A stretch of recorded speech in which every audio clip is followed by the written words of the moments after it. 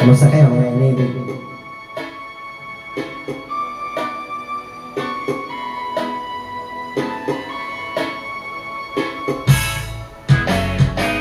Hindi ko na sana ilabas na ang iyong ganda, at hindi na rin pinansin pa